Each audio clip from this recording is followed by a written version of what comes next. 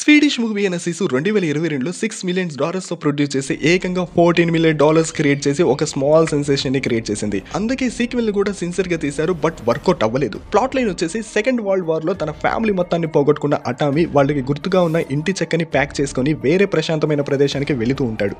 ఈ విషయం తెలుసుకున్న రెడ్ ఆర్మీ చీఫ్ అటామీని చంపేందుకు ఆర్మీతో సహా వస్తాడు.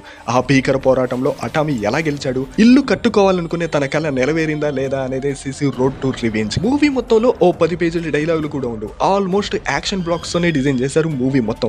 టెక్నికల్ గా మూవీకి చాలా బెటర్మెంట్ అవసరం. యాక్షన్ సీక్వెన్స్ లు ఇంకాస్త ఇంటెన్సివ్ గా కంపోజ్ చేస్తుంటే బాగుండేది. సిసు ఫస్ట్ పార్ట్ కి ఇంటెన్సిటీ చాలా హెల్ప్ అయింది. అలాంటిది సెకండ్ పార్ట్ లో ఆ ఇంటెన్సిటీ మిస్ అయింది. టెర్రిఫిక్ యాక్షన్ బ్లాక్స్ ఉన్నా కానీ ఎందుకో అవి సరిగ్గా ఎంజాయ్ చేయలేం.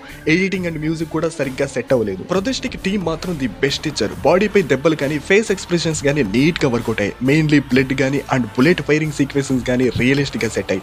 బట్ క్లైమాక్స్ లో వచ్చే రాకెట్ బాంబ్ సీక్వెన్స్ మాత్రం కామెడీ అయిపోయింది. ఫైనల్లీ లాజిక్స్ అవసరం లేకపోయినా ఇంటెన్స్ గా అయినా మూవీ ఉండాలి. అవేమీ లేకుండా ఆడియన్స్ నవ్వుకునేలాగా సీజన్ 2 ని డిజైన్ చేశారు. అదే బిగ్ మైనస్. సో సిసు 2 లో వైలెన్స్ ఎక్కువ, కంటెంట్ తక్కువ. ఒకవేళ మీరు చూస్తే మీ ఒపీనియన్ ఏంటో కామెంట్ చేయండి.